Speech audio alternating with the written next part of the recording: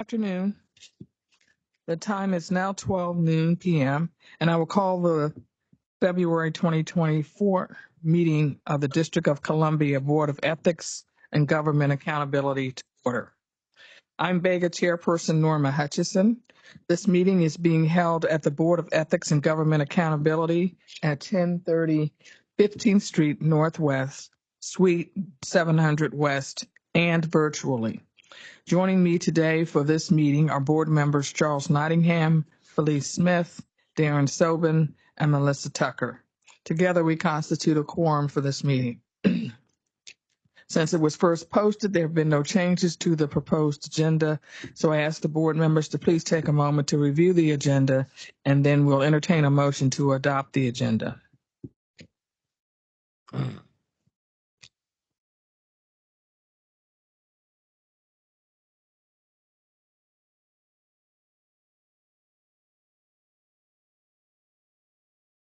I'll make a motion to adopt the agenda.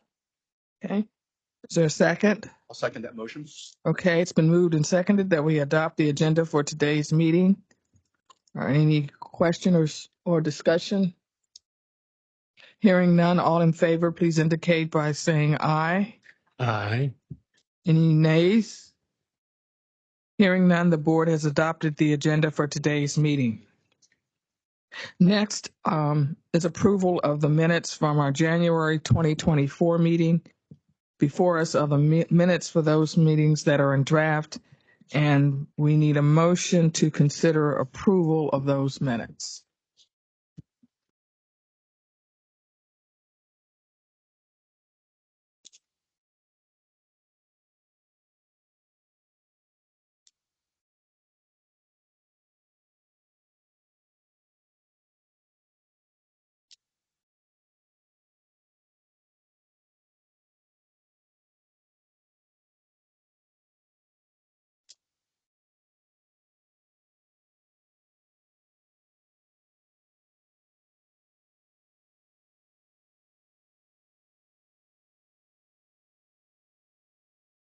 I'll offer the motion that we approve the minutes on the January meetings. Second. Okay, it's been moved and seconded that we consider approval of the January 2024 meeting minutes. Are there any questions, comments, suggestions? Hearing none, would all those in favor of approving the minutes from the January 2024 meeting please indicate by saying aye? Aye. Aye. Aye. Any opposed? Hearing none, the board approves the January 2024 meeting minutes. The next item on our agenda is a report from the Office of Open Government. Our director, Niquelle Allen, will provide a report on behalf of the office. Director Allen, please proceed. Good afternoon, Chairperson Hutcheson and members of the board. I am Niquelle Allen, Director of Open Government, and I am pleased to present this report on the activities of the Office of Open Government, or OOG. Since the last board meeting, OOG has continued to fulfill its mission of ensuring that all persons receive full and complete information regarding the affairs of the District of Columbia government and the actions of those who represent them. I will begin with Open Meetings Act and Freedom of Information Act advice rendered by the office since the last board meeting. I have not issued any advisory opinions since the last board meeting. With respect to informal OMA and FOIA advice, since the last board meeting, OOG has responded informally via email or telephone to requests for assistance as follows: 1 request for OMA advice, 3 requests for FOIA advice, and 14 requests for technical assistance with open-dc.gov. Next, I will report on remote meeting monitoring. OOG attorneys attend remote public meetings to ensure compliance with the Open Meetings Act and inspect public body websites and the OOG central meeting calendar for public meeting notices and records. We provide legal advice on the Open Meetings Act compliance and take corrective action if necessary. During January 2024, OOG's legal staff attended 24 remote public body meetings, and as a result of the monitoring, 5 instances of corrective measures were communicated. The public bodies failed to do the following: 1, post detailed agenda; 2, provide accurate meeting location; and 3, post minutes timely. The office's activity regarding training and outreach is next. First is intro to legislative drafting. On January 17th, 2024, I, along with attorney advisor Anthony J. Skirbo, paralegal specialist Kim Brown, attended OAG's, the Office of the Attorney General's legal drafting training, which covered the different types of legislation used by the DC Council and how each type of legislation moves through the Council's legislative process, as well as the correct forms of legislation, and provided information on the DC Council's drafting conventions and style. OMA for LSATs. On January 18th, 2024, Attorney Skirbo conducted an Open Meetings Act training for local school advisory teams, which introduces the District of Columbia Public School local school advisory team members to the fundamentals of the Open Meetings Act. The next is FOIA Express training. On January 23rd through the 24th, Chief Counsel Louis Neal and Anthony Skirbo took the 2-day FOIA Express training from OPEX US, a combination of lectures, demonstrations, and hand-on practice to introduce the major features of FOIA Express to give participants the skills needed to manage a full life cycle of a FOIA request, from creation of the request to delivery of the documents through the archival of the case. Anthony Skirbo is Bega's new FOIA officer. FOIA Basic for the DC Retirement Board. On January 29th, 2024, Attorney Skirbo presented FOIA Basic training to the DC Retirement Board's FOIA officer. The training covered DC FOIA Basics. I, along with Chief Counsel Neal, Attorney Weil, and Paralegal Brown, attended the training. PLI training on e-discovery. On January 29th, 2024, I completed an online training course, E-Discovery Strategies, under the new Department of Justice policies for conducting businesses on personal devices and messaging platforms. The course covered the Department of Justice's guidance concerning the obligation to retain business conducted on personal cell phones, including ephemeral text messages. I will now provide the litigation and legislative update. Litigation is first. Zinman versus District of Columbia, case number 21-CV0894, DC Superior Court, 2021 CA 000750-B. A panel of the DC Court of Appeals sat to hear oral arguments in this DC FOIA case on January 17, 2024. But the plaintiff requester appellant did not appear in the courthouse for the hearing. The panel initially indicated that it would decide the case on the briefs, but the District of Columbia has asked the court to dismiss the appeal. The briefs are in Dropbox. Among the issues are whether the Metropolitan Police Department's eventual release of records rendered the appellant's claims moot, and whether the alleged DC FOIA obligation is capable of revision yet evading review. The next item is legislation. The Secure DC Omnibus Amendment Act of 2024, Bill 25-0345. The Committee on Judiciary and Public Safety has voted to adopt the committee print and report out this bill, which assembles proposals from 12 violent crime-related measures, including the Addressing Crime Trends or Act Now Amendment Act of 2023 that has been reintroduced in the council period,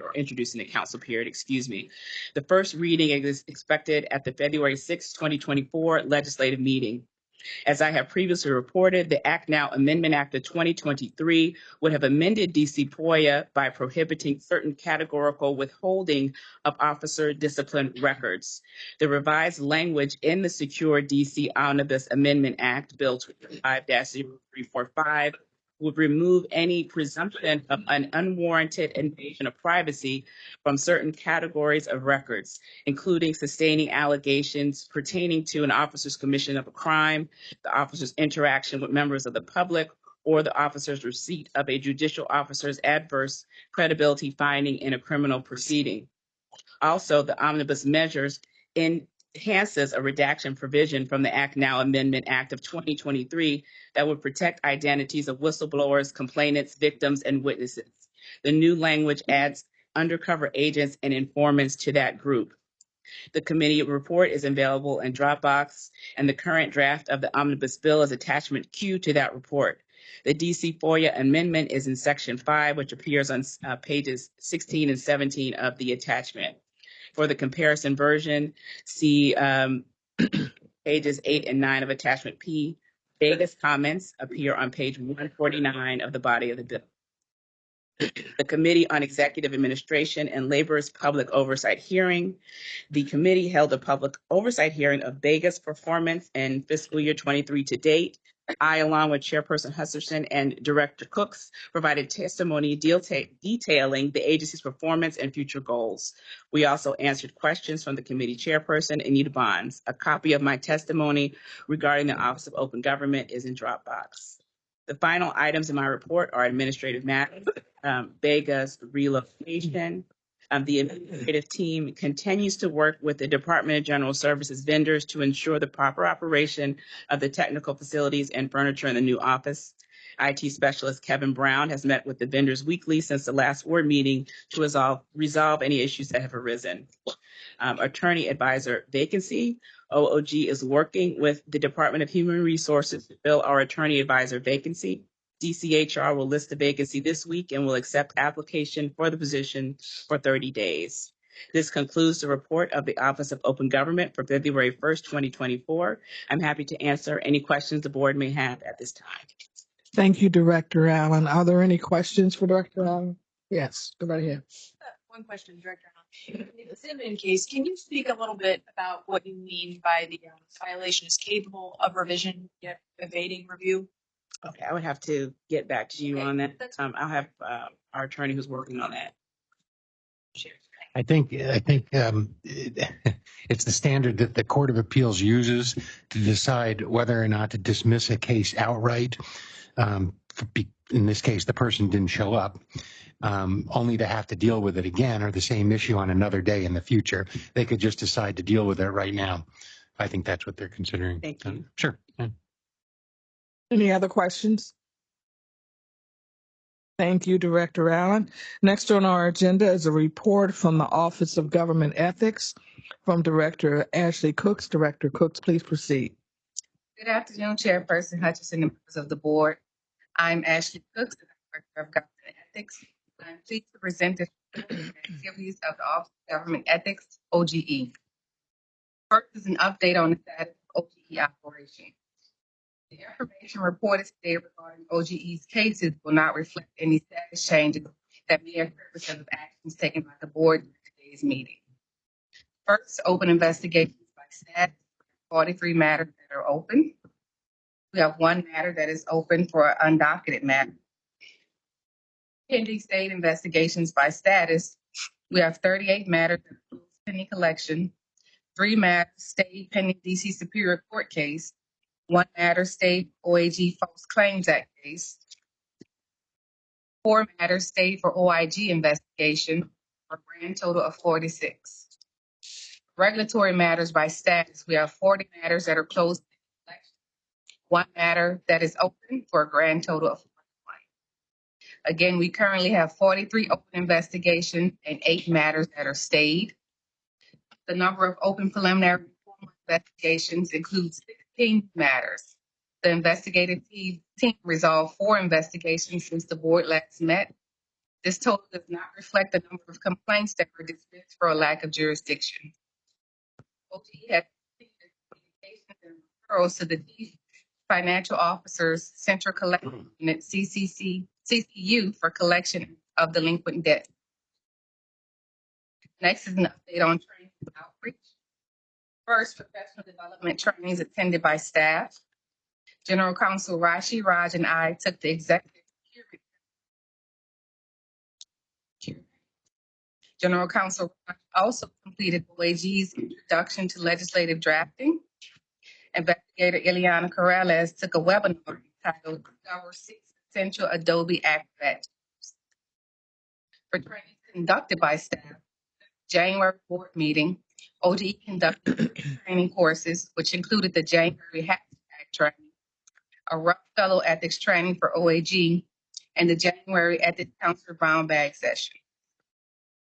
On Monday, January 29th, General Counsel Rod presented the January Ethics Counselor Brown Bag session titled Ethics Scary Stories.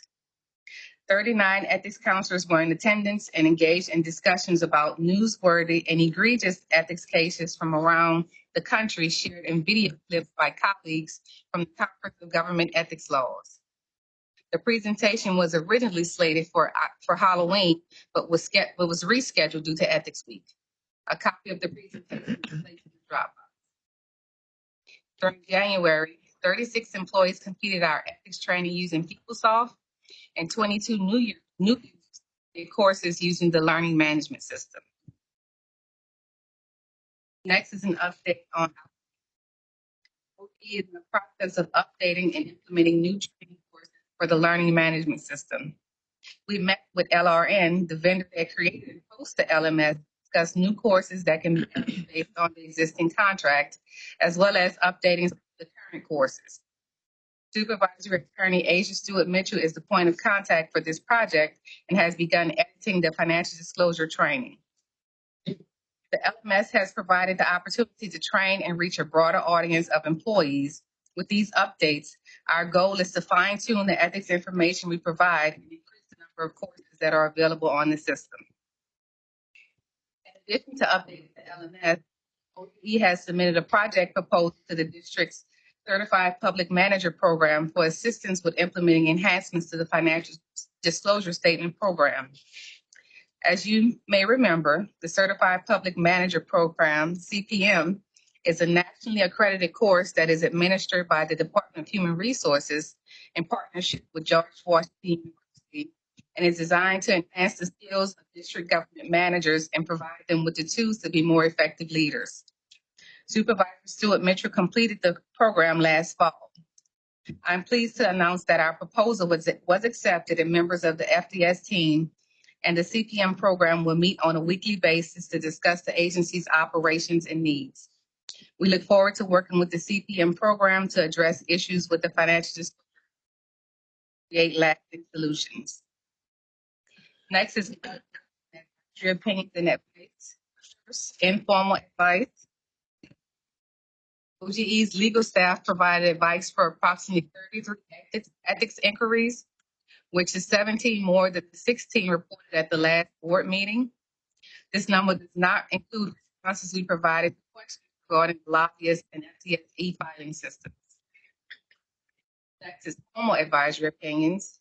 On today, OGE issued cooperation and retaliation advisory opinion, which discusses the obligation of district employees to cooperate with OGE investigations and prohibits the prohibition against retaliating against employees who report unethical conduct and cooperate with investigations. A copy of the opinion was placed in the Dropbox for your review. Also in the works is an advisory opinion on the use of official social media accounts opposed to personal accounts. Next is an update on legislation and rulemaking. First, the financial disclosure rulemaking.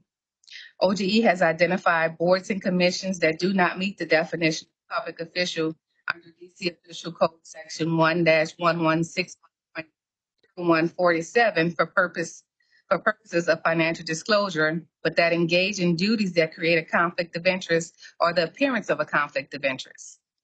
OGE has drafted a proposed rulemaking that designates those boards and commissions as public financial filers.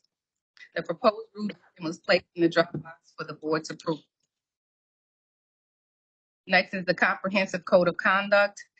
The Comprehensive Code of Conduct, CCC, is legislation that consolidates the district's ethics laws and standardizes the ethical practices of the legislative and executive branch.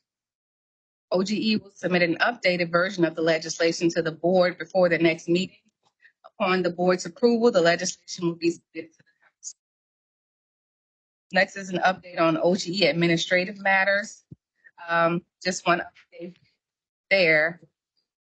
Sorry, two. The first one is the 2024 performance oversight hearing. On January 30th, Chairperson Hutcheson, Director Allen, and I presented information and testimony regarding the agency's performance before the Committee on Executive Administration and Labor. I highlighted OGE's FY23 and 24 within its various programs. Respectively, conducted a total of 91 training courses for over 9,000 employees. Regarding advice, we responded to 449 ethics inquiries and issued 4 advisory opinions, which is now 5 as of today. Regarding investigations and enforcement, OGE received 246 complaints and initiated 140 investigations and prosecuted 1 formal hearing before the board.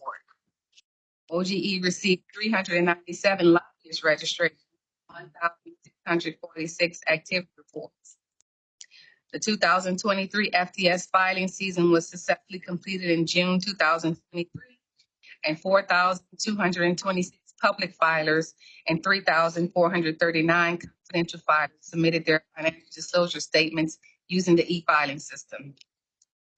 I also informed the committee of OGE's priorities for the remainder of this fiscal year, specifically our FDS rulemaking, the enactment of the CCC, and amendments to the lobbyist registration fees penalties, and increasing our outreach efforts. A copy of the answers to the oversight questions in my testimony are in the Dropbox. Next is an update on financial disclosure statement, FDS. Going to DC official code section 1-1162.24 and 1-62.25, public officials and certain government employees must file a financial disclosure statement as a means of transparency and to prevent engaging in conduct that violates the financial conflicts of interest statute. Bega is responsible for ensuring that employees and public officials meet the statutory requirement of their annual financial disclosure statement. As we prepare to kick off the 2024 FDS season, the agency head memorandums will be emailed to directors, ethics counselors, and chiefs of staff on this Friday. The memorandum contains information on the designation process, important dates, and the process for submitting filer information to Bega.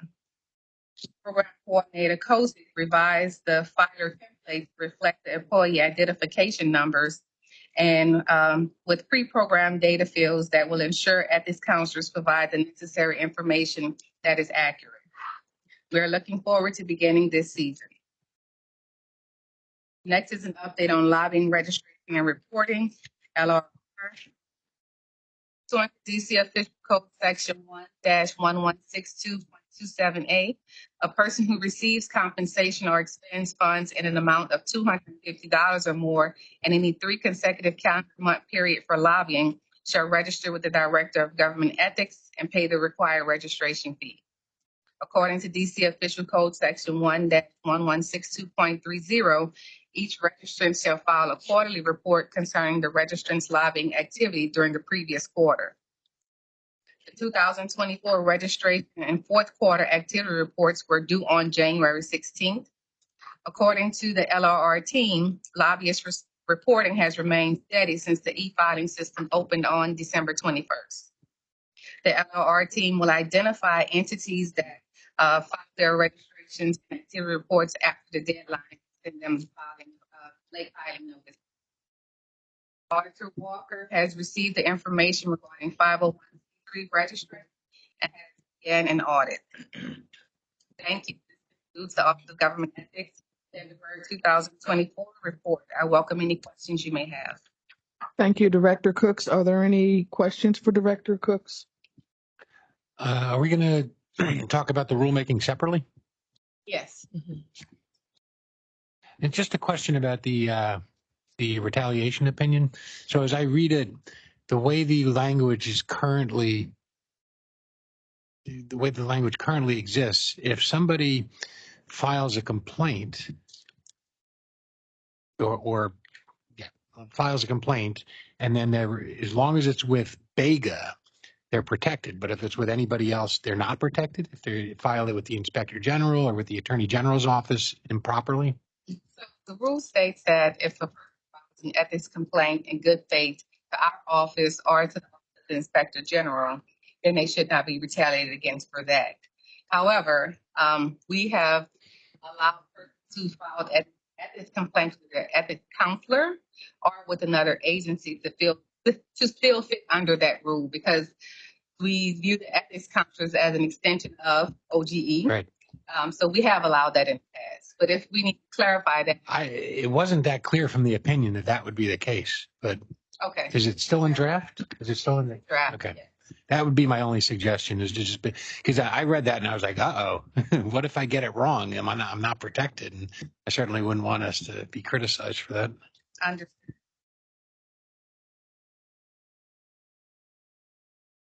Any other questions? Thank you, Director Cooks.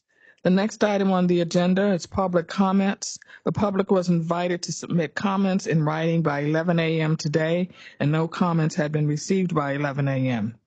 Members of the public in attendance at this meeting also have an opportunity to make a comment at this time. Are there any members of the public seeking to make a comment? Okay. Hearing that there are no comments from the public, we will proceed to the next item on the agenda, and that's a consideration for executive or a closed session. This item on the agenda is to discuss ongoing confidential investigations pursuant to DC Official Code Section 2-575B14, to consult with an attorney to obtain legal advice to preserve the attorney-client privilege between an attorney and a public body pursuant to DC Official Code Section 2-575B4A, to discuss personnel matters including the appointment, employment, assignment, promotion, performance evaluation, compensation, discipline, demotion, removal, or resignation of government appointees, employees, or officials pursuant to DC Official Code Section 2-575B10, to deliberate on a decision in which the Ethics Board will exercise quasi-judicial functions pursuant to DC Official Code Section 2-575B13, and to discuss contract negotiation strategies pursuant to DC Official Code Section 2-575B2. May I have a motion to enter into executive session? I'll offer the motion that we enter into executive session. Is there a second? Second. It's been moved and seconded that the board enter into executive session. All those in favor, please indicate by saying aye. Aye. Okay. The motion passes unanimously. Board members, we will convene next door in the boardroom for executive session. We will return to the hearing room after the conclusion of the executive session to report out any matters decided, finish any other business, and adjourn the meeting. Thank you.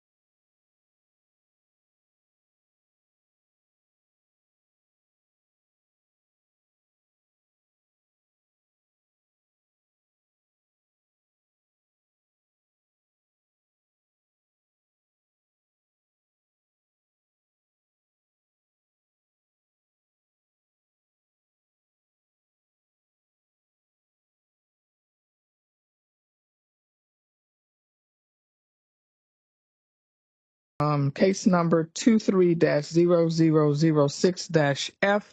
The board voted to adopt a final decision and a corresponding order, and those items will be issued shortly. Thank you. This concludes the meeting of the DC Board of Government Accountability, Ethics and Government Accountability. Our next meeting will be held here at the board office at 1030 15th Street Northwest Suite 700 on March 7th, 2024 at 12 noon. Thank you.